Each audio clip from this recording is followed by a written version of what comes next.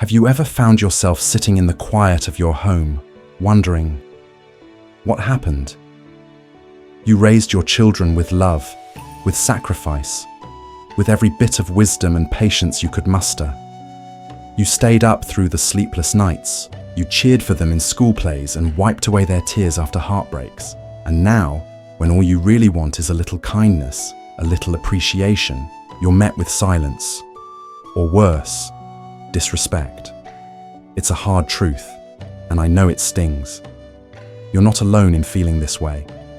Many parents, especially those in their 60s and beyond, find themselves asking, why don't my children respect me anymore? It's not that you expect the world. You don't need them to bow down or shower you with gifts. But when they speak with harsh words, ignore your calls, roll their eyes, or treat you like you're out of touch, it hurts. Deeply. And here's the thing, most people won't tell you. Growing older doesn't mean you should quietly fade into the background. You still matter. Your voice still counts. And yes, you deserve respect. In this video, we're going to talk heart to heart about 6 powerful ways you can reclaim that respect. Not through conflict or guilt, but through quiet strength, clear boundaries, and a renewed sense of self-worth. Because it's never too late to restore dignity in your relationships, and it starts with you standing tall again. Not for their approval, but for your own peace. Let's begin with something that might surprise you. The first step isn't about changing them. It's about changing how you see yourself. Over time, especially after years of caregiving and putting others first, many parents unconsciously shrink themselves. They start believing that their opinions aren't as relevant, or that their role is simply to support, not to lead. And little by little, that belief can leak into how you speak, how you carry yourself, and how you let others, yes, even your own children, treat you. So here's what I want you to do. Reclaim your inner authority. This doesn't mean raising your voice or making demands. It means quietly and consistently showing up as someone who respects themselves first. That could be something as simple as not answering the phone during your rest time or saying, "No, I'm not available today," without apologizing. It might mean dressing in a way that makes you feel proud, or speaking with more certainty when you share your thoughts. When you begin to stand in your own confidence, others can feel it, even if you never say a word about it.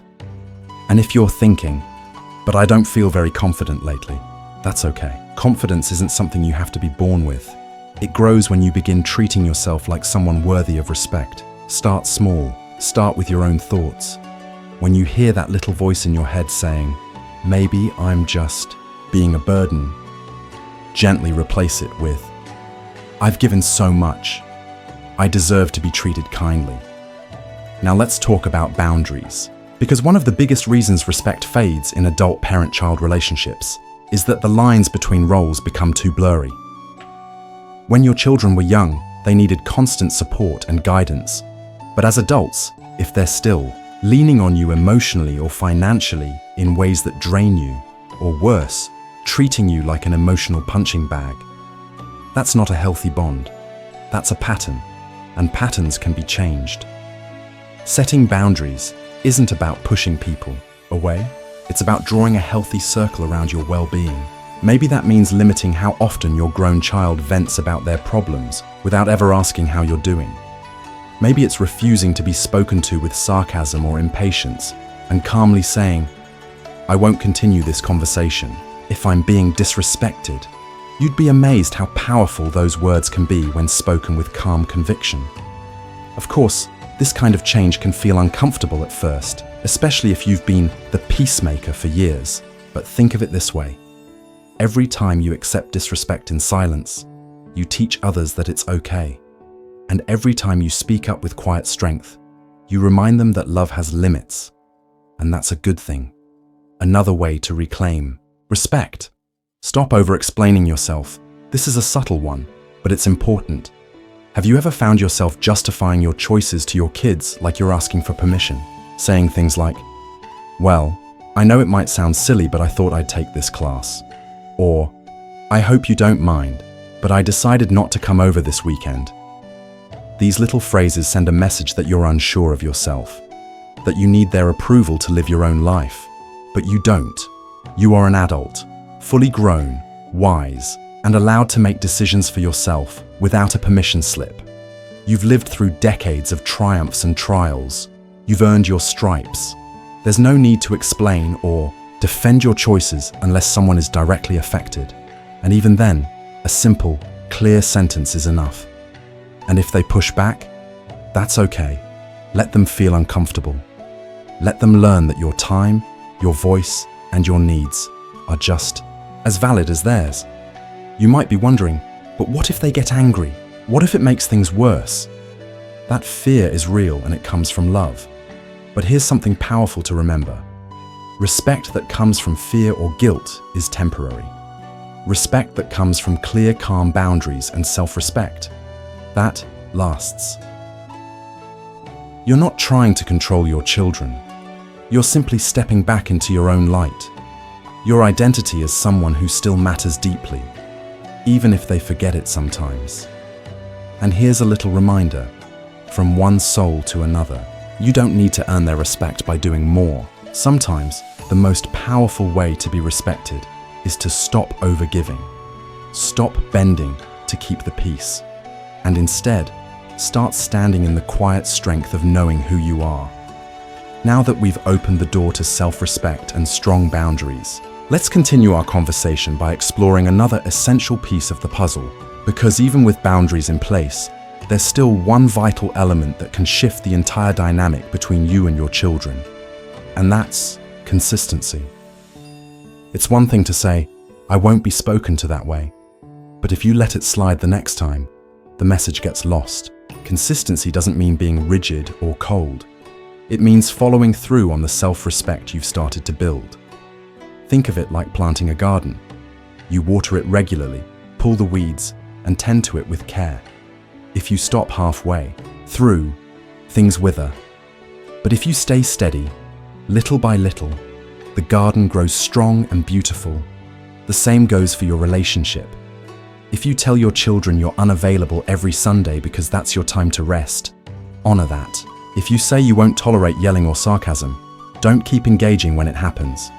You don't need to argue or defend yourself. Just calmly remove yourself from the conversation. Over time, they will come to understand you mean what you say, and your words carry weight. And if they push back with guilt or frustration, that's okay. You're not responsible for managing their emotions. You're responsible for honoring your own.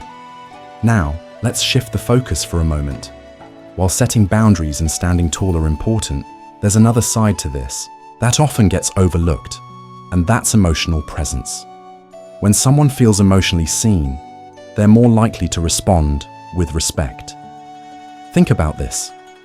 When was the last time you had a real conversation with your child? Not about what they're doing wrong or what's gone off track, but about you, your dreams, your struggles, your memories. As parents, we often spend so many years focused on their lives that we forget to let them into ours. You have stories, incredible stories.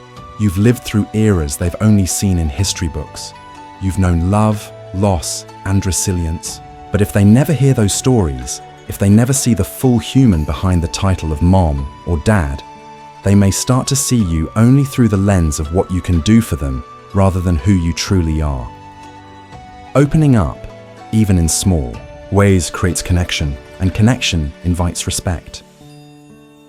Maybe next time you talk to your son or daughter, instead of asking how work is going, try sharing a piece of your day or a memory from your youth that shaped who you are. Maybe you say, I was thinking today about the first time I moved out on my own. It was scary, but I felt so free. That one sentence may spark curiosity, a question, or a smile. And slowly, the dynamic begins to shift from parent versus child to person to person. Of course, that kind of sharing doesn't come easily for everyone, especially if things have been strained. But even the smallest gesture can open the door.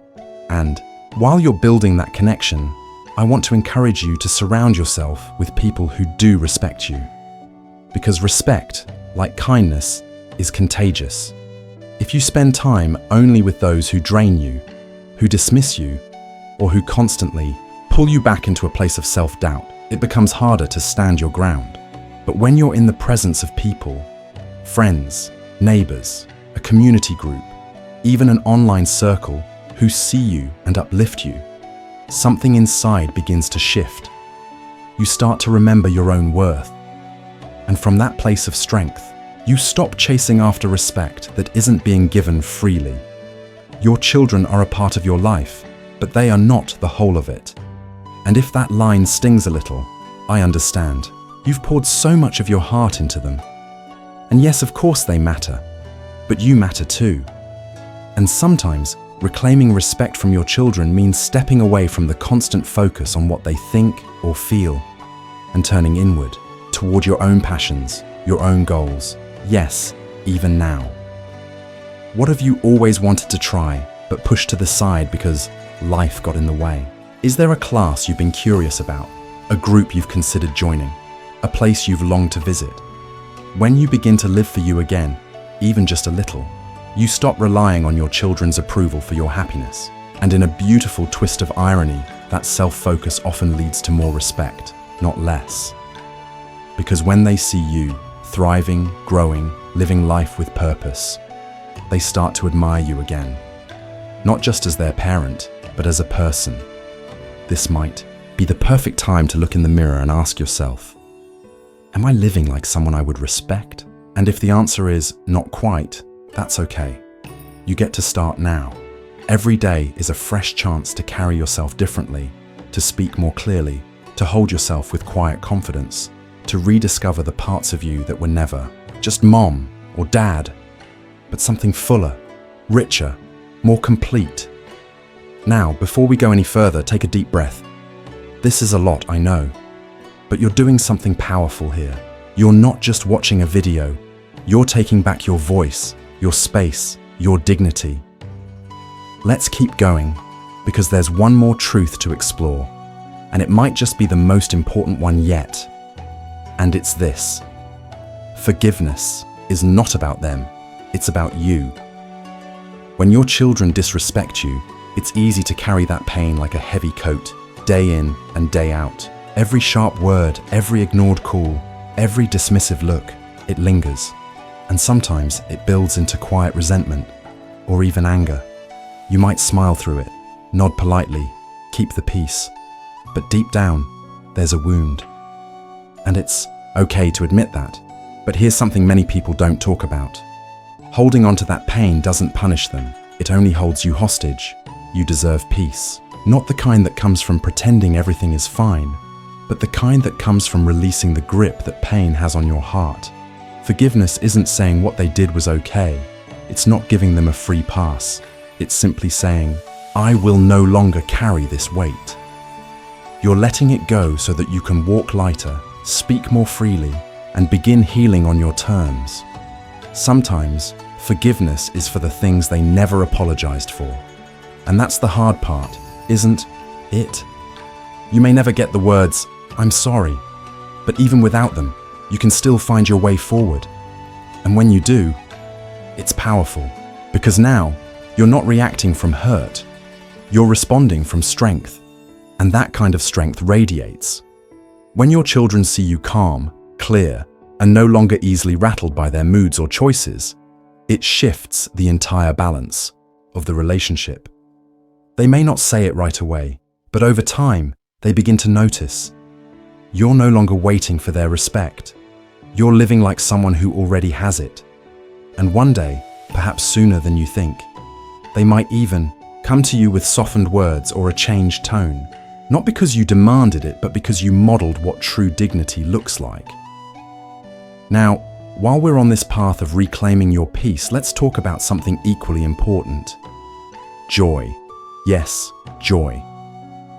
Because while respect is something you deserve from others, joy is something you owe to yourself.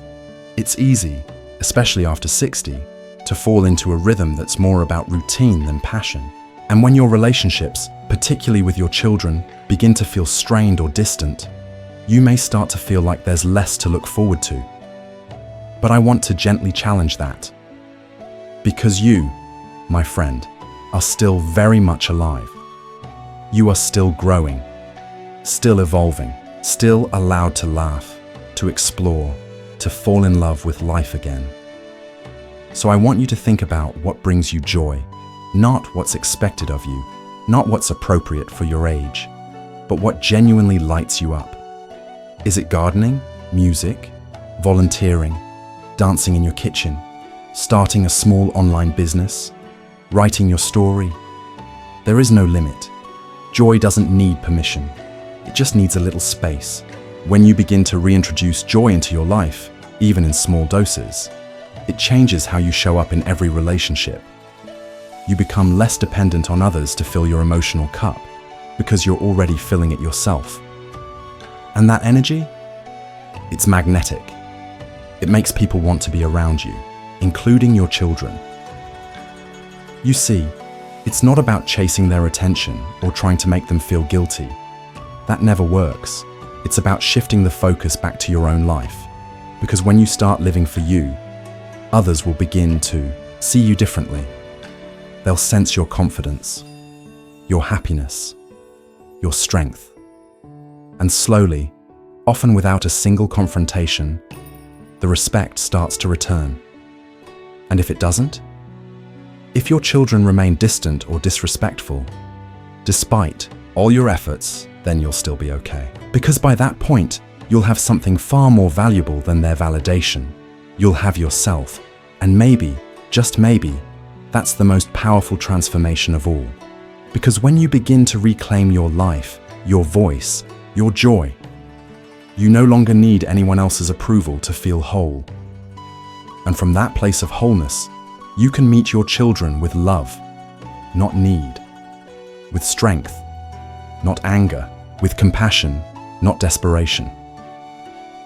That kind of presence commands respect, not through force, but through grace. So as we close this conversation, I want to leave you with this. You are not invisible. You are not past your prime. And you are certainly not powerless. You are wise. You are worthy. And you are just as deserving of respect now as you were the day your children first looked into your eyes and called you mom or dad. That respect may have dimmed, but it can be reignited, starting with how you treat yourself. Now, I'd love to hear from you. Have you experienced this kind of shift in your relationship with your children? What have you found that works? Or what are you still struggling with? Leave a comment below. This is a safe space, and your story might be exactly what someone else needs to hear today. If you found this video helpful, take a moment to click the like button. It really helps more people find content like this. And don't forget to subscribe for more heart-to-heart conversations about living your best life after 60. You've already taken the first step just by being here, by listening, by reflecting. Here's to walking with grace, speaking with strength, and remembering that your life, at any age, is still full of power, purpose, and possibility. You deserve nothing less.